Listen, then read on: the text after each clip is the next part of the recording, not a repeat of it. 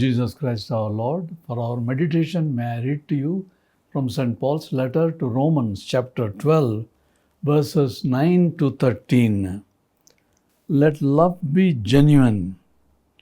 Abhor what is evil, hold fast to what is good.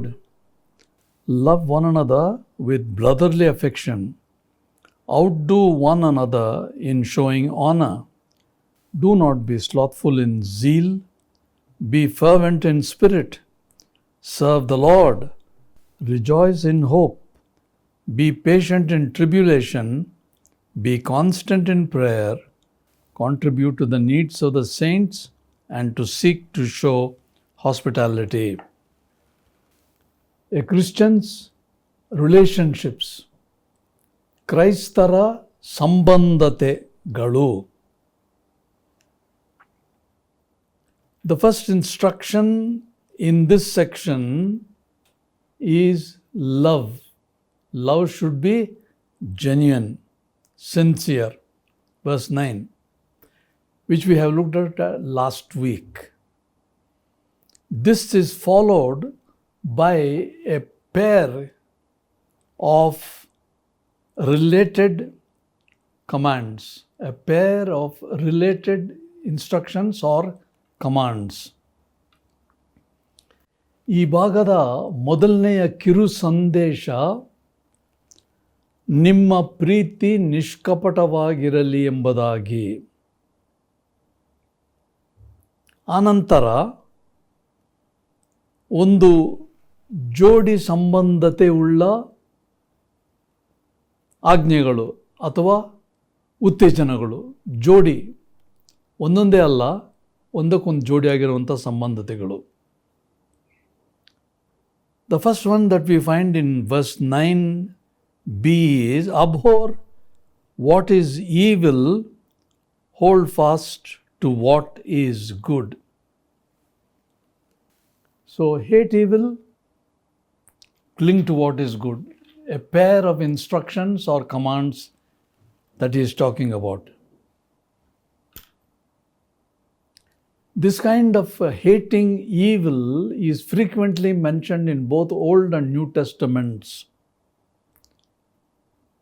ಎರಡನೇದಾಗಿ ಇಲ್ಲಿ ಕೊಟ್ಟಿರತಕ್ಕಂಥ ಆಜ್ಞೆ ಯಾವುದಂದರೆ 9ನೇ ವಚನದಲ್ಲಿ ಕೆಟ್ಟದ್ದನ್ನು ಹೇಸಿ ಒಳ್ಳೆಯದನ್ನು ಬಿಗಿಯಾಗಿ ಹಿಡಿದುಕೊಳ್ಳಿರಿ. ಜೋಡಿ, ಕೆಟ್ಟದ್ದನ್ನು ಹೇಸಬೇಕು, ಬಿಡಬೇಕು, ಒಳ್ಳೆಯದನ್ನು ಬಿಗಿಯಾಗಿ, ಸಡಿಲ ಅಲ್ಲ, ಬಿಗಿಯಾಗಿ ಹಿಡಿಕೊಳ್ಳಿರಿ ಎಂಬುದಾಗಿ. ಹಳೆ ಒಡಂಬಡಿಕೆ ಮತ್ತು ಹೊಸ ಒಡಂಬಡಿಕೆಯಲ್ಲಿ ವಿವಿಧ ರೂಪದ ಕೆಟ್ಟತನವನ್ನು ನಾವು ಹೇಸಬೇಕೆಂಬುದಾಗಿ ಅಲ್ಲಲ್ಲಿ ಹೇಳಲ್ಪಟ್ಟಿದೆ. ಕಾರಣ ಏನೆಂದರೆ ಇದಕ್ಕೆ ಒಂದು ಉತ್ಸಾಹಕ್ಕೆ ಉತ್ತೇಜನ ಉಂಟು ಎಂಬುದಾಗಿ ಅಲ್ಲಲ್ಲಿ ಹಳೆ ಮತ್ತು ಹೊಸ ಒಡಂಬಡಿಕೆಗಳಲ್ಲಿ. The reason for this exhortation or command is security. This is the only security for us against evil or even sin. Only when we are shocked, oh, there is a shaking up, then we experience safety. This is a security. When he says, hold fast, on the one hand, abhor, give up, hate evil.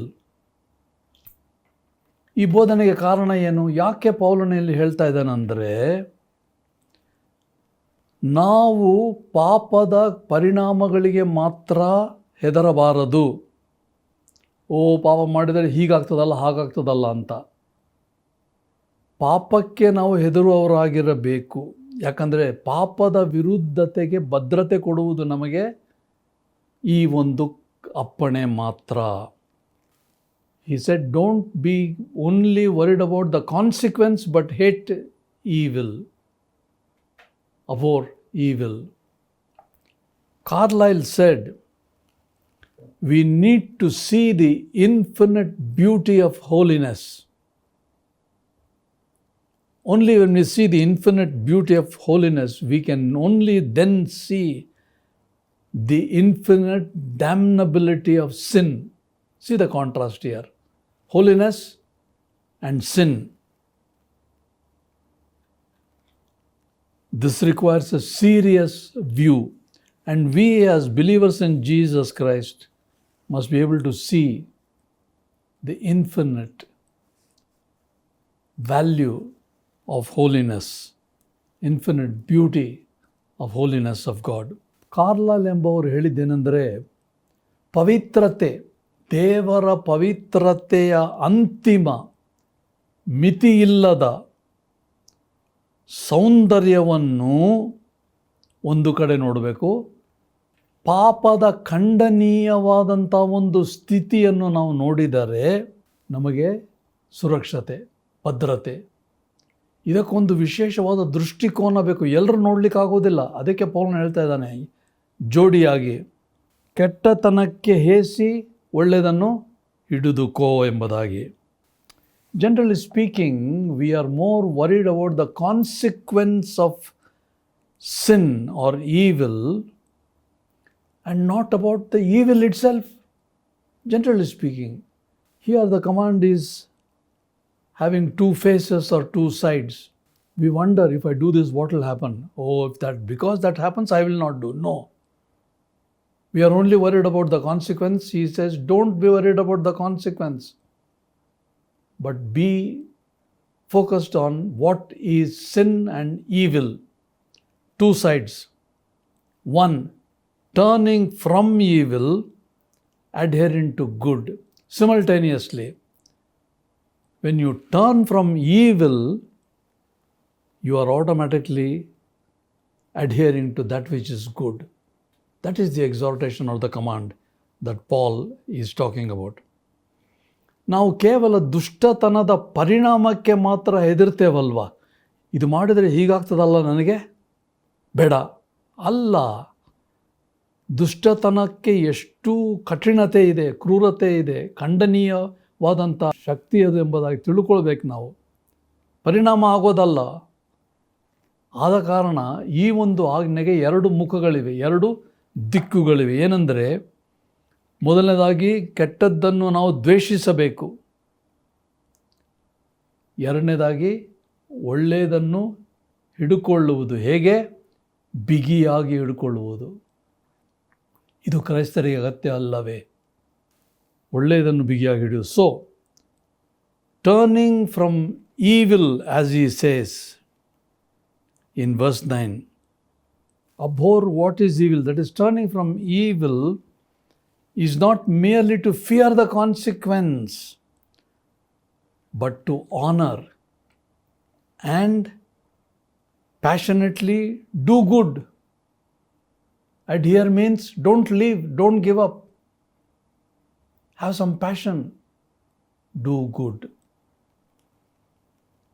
ಕೆಟ್ಟತನವನ್ನು ಬಿಟ್ಟು ಒಳ್ಳೆಯದಕ್ಕೆ ನೀನು ತಿರುಗು ಎಂಬುದಾಗಿ ಹೇಳುವಾಗ ಕೇವಲ ನಾವು ಅದರ ಪರಿಣಾಮವನ್ನು ಹೆದರುವುದಲ್ಲ, ಬದಲಾಗಿ ತಿರುಗಿಕೊಂಡು ಪ್ರೀತಿ, ಗೌರವಾನ್ವಿತವಾದ ಒಳ್ಳೆಯ ಕೆಲಸಗಳನ್ನು ಮಾಡುವುದೇ ಇದರ ಉದ್ದೇಶ. ಉತ್ಸಾಹ ಹೇಗೆ ಮಾಡ್ತೇವೆ? ಉತ್ಸಾಹದಿಂದ, ಉದ್ರೇಕದಿಂದ ಮಾಡಿದರೆ ನಮಗೆ ಅಲ್ಲಿ ಸುರಕ್ಷತೆ ಇದೆ. Thirdly, instruction on brotherly affection. Brotherly affection. Verse 10, love one another with brotherly affection. The word that Paul is using here indicates a family love. A family love. A family love is a devoted love. A family love is a concerned love. It's a passionate love. Same word that he is using for the church people, brotherly love. ಮೂರನೇದಾಗಿ, ಸಹೋದರ ವಾತ್ಸಲ್ಯಗಳು ಇರಲಿ ನಿಮ್ಮಲ್ಲಿ. 10ನೇ ವಚನದಲ್ಲಿ, ಕ್ರೈಸ್ತ ಸಹೋದರರು ಅಣ್ಣ ತಮ್ಮಂದಿರೆಂದು ಒಬ್ಬರನ್ನೊಬ್ಬರು ಪ್ರೀತಿಸಿರಿ. ಪೌಲನಲ್ಲಿ ಉಪಯೋಗಿಸಿರುವ ಶಬ್ದ ಏನೆಂದರೆ ಸಹೋದರ ಪ್ರೀತಿ ಎಂಬ ಶಬ್ದ ಒಂದು ಕುಟುಂಬದಲ್ಲಿರುವಂಥ ಪ್ರೀತಿ, ಕೌಟುಂಬಿಕ ಪ್ರೀತಿಯ ಬಗ್ಗೆ ಆತನು ಹೇಳ್ತಾ ಇದ್ದಾನೆ. ಈ ಪ್ರೀತಿಯ ಲಕ್ಷಣವೇನು? ಇದೊಂದು ಮೀಸಲಾದ ಪ್ರೀತಿ. ಒಬ್ಬರಿಗೊಬ್ಬರು ನಾವು ಕಾಳಜಿಯಿಂದ ನೋಡ್ತೇವೆ. ಒಬ್ಬರಿಗೊಬ್ಬರಿಗೂ ಉತ್ಸಾಹ, ಭಾವೋದ್ರೇಕದ ಪ್ರೀತಿಯನ್ನು ತೋರಿಸ್ತೇವೆ ಕುಟುಂಬದಲ್ಲಿ. ಪೌಲನು ಹೇಳ್ತಾನೆ ಅದೇ ರೀತಿಯ ಪ್ರೀತಿ ಸಭೆಯಲ್ಲಿ ಸಹ ಇತರ ಕ್ರೈಸ್ತ ಸಹೋದರರೊಂದಿಗೆ ಸಹ ಇರಬೇಕೆಂಬುದೇ. In the church we are all brothers and sisters because we have one God and one Father of us all. That's what Paul is referring to. We have one Father, so we are brothers and sisters. As in the family, there is a readiness to enter sympathetically, passionately into the experience of others, whatever they experience, whether it is good or bad, sad or happiness. Immediately, we passionately enter into the relationship sympathetically. That's what Paul is saying here. This is brotherly affection.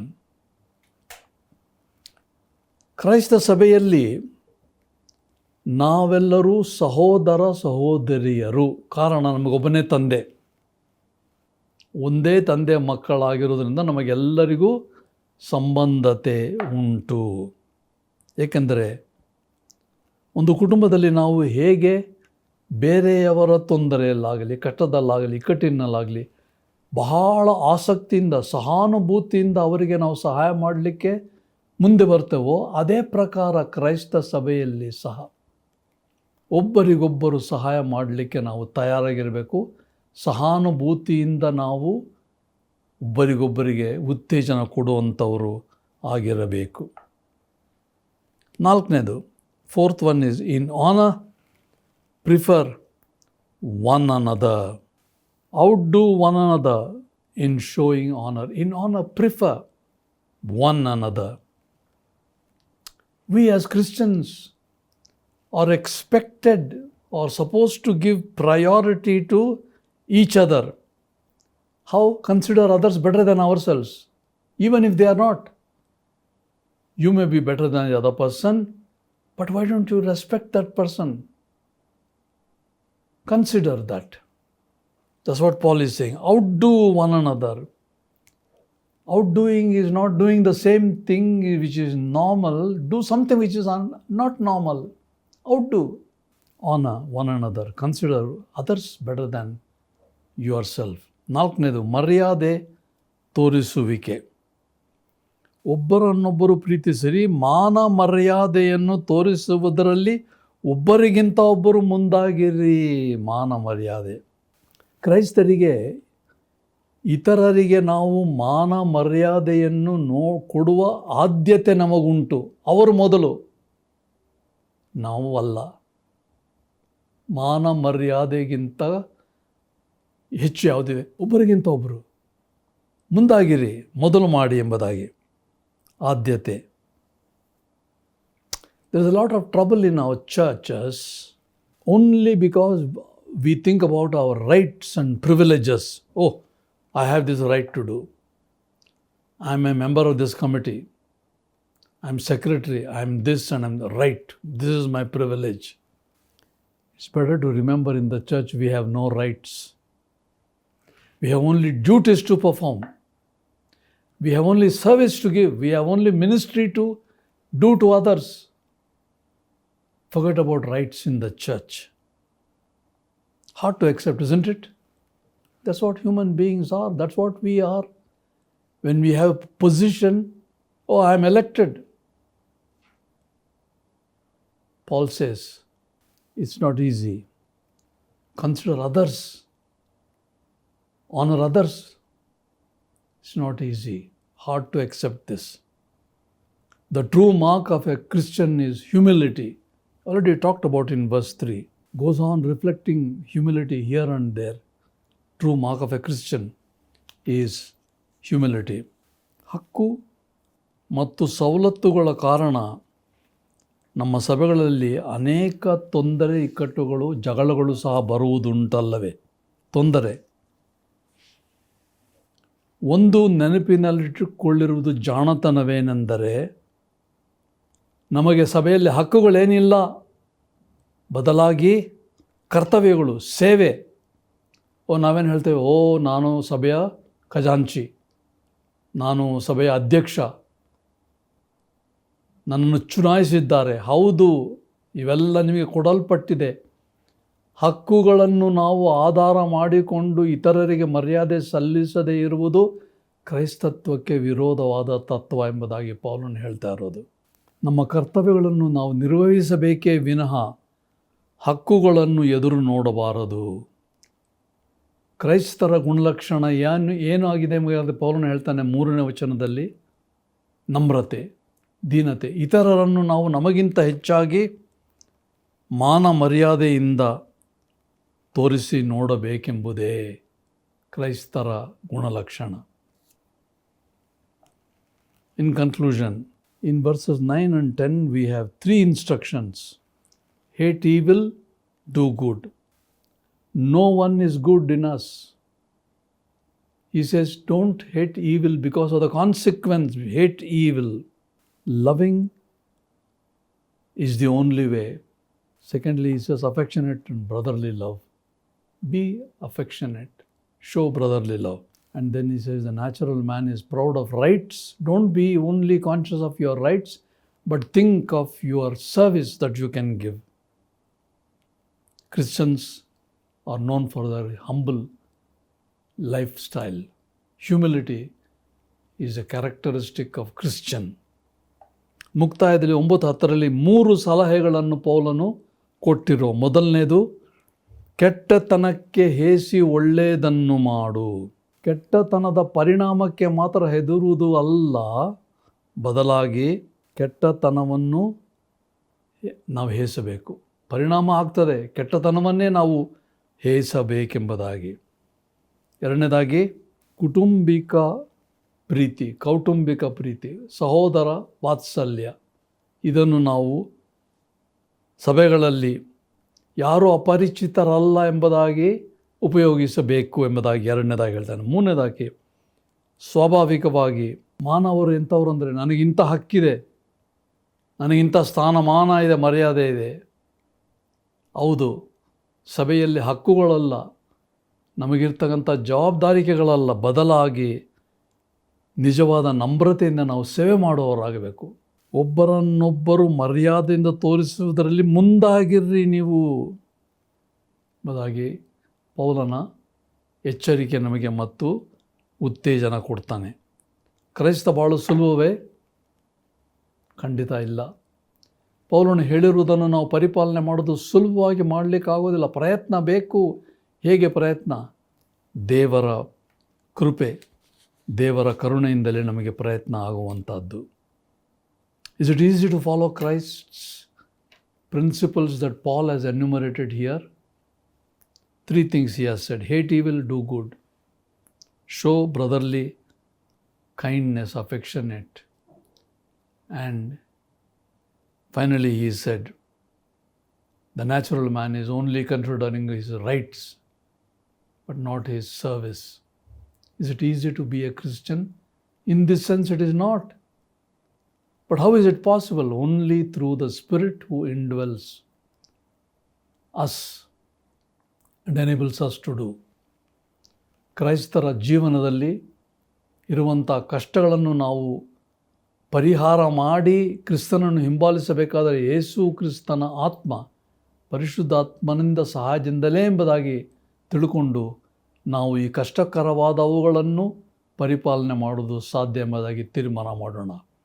ಕ್ರೈಸ್ತ ಬಾಳು ಸುಲಭ ಅಲ್ಲ, ಆದರೆ ಸಾಧ್ಯ. ಅಸಾಧ್ಯವಲ್ಲ, ಸುಲಭ ಅಲ್ಲ, ಆದರೆ ಸಾಧ್ಯ. ತೀರ್ಮಾನ ಮಾಡಿ ಪ್ರಾರ್ಥನೆ ಮಾಡೋಣ. ತಂದೆಯಾದ ದೇವರೇ, ಪೌಲನು ಹೇಳಿರುವಂಥ ಈ ಗುಣಲಕ್ಷಣಗಳು ಸಾಮಾನ್ಯವಾಗಿ ಕಷ್ಟ, ಸುಲಭ ಅಲ್ಲ, ಆದರೆ ಅವು ಅಸಾಧ್ಯವಲ್ಲ ಎಂಬುದಾಗಿ ಪೌಲನು ನಮಗೆ ಸಿದ್ಧಾಂತ ಮಾಡಿದ್ದಾನೆ. ಹೇಗೆಂದರೆ, ದೇವರ ಪ್ರೀತಿಯನ್ನು ಅಂಗೀಕಾರ ಮಾಡಿದ್ದೇವೆ, ದೇವರ ಆತ್ಮನನ್ನು ಅಂಗೀಕಾರ ಮಾಡಿದ್ದೇವೆ. ಈ ಕಾರಣದಿಂದ ಸಭೆಯಲ್ಲಿ ಅನ್ಯೋನ್ಯತೆ, ಪ್ರೀತಿ, ಸೇವೆ ಮುಂದುವರಿಯುವಂತೆ ಸಹಾಯ ಮಾಡು. Lord, Paul has outlined certain daily instructions and lifestyle for us, which are not easy. Yes, it is not easy for the ordinary person, but we have received your love, we have received your spirit, and we are your children, indwelt by the Spirit of God. Though these things are difficult to follow, it's not impossible. Paul did it, and he taught only what he did. We thank you that it is possible. Help us to surrender ourselves to the love of God, be His children, and to follow in His footsteps. In Jesus' precious name we pray. Amen. Kalvari அன்பை எண்ணிடும் வேளை கண்கள் கலங்கிடுதே. கர்த்தாவும் பாடுகள் இப்போதும் நினைத்தால் நெஞ்சம் நெகிழ்ந்திடுதே. கல்வாரி அன்பை எண்ணிடும் வேளை கண்கள் கலங்கிடுதே. கர்த்தாவும் பாடுகள் இப்போதும் நினைத்தால் நெஞ்சம் நெகிழ்ந்திடுதே. கேத்செமனே பூங்காவினில் கதறி அழுங்கோசை. கேத்செமனே பூங்காவினில் கதறி அழுங்கோசை. எத்தீசையும் தோனிக்கின்றதே, எங்கள் மனம் தீகைக்கின்றதே. கண்கள் கலங்கிடுதே. கல்வாரி அன்பை எண்ணிடும் வேளை கண்கள் கலங்கிடுதே. கர்த்தாவும் பாடுகள் இப்போதும் நினைத்தால் நெஞ்சம் நெகிழ்ந்திடுதே. சிலுவையில் மாட்டி வதைத்தனரோ, உம்மையும் செந்நிறமாக்கினாரோ.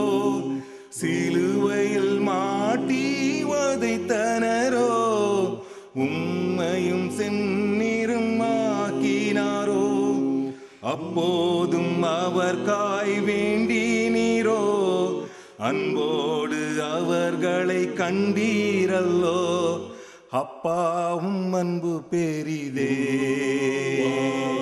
கல்வாரி அன்பை எண்ணிடும் வேளை கண்கள் கலங்கிடுதே. கர்த்தாவும் பாடுகள் இப்போதும் நினைத்தால் நெஞ்சம் நெகிழ்ந்திடுதே. கல்வாரி அன்பை எண்ணிடும் வேளை கண்கள் கலங்கிடுதே. கர்த்தாவும் பாடுகள் இப்போதும் நினைத்தால் நெஞ்சம் நெகிழ்ந்திடுதே.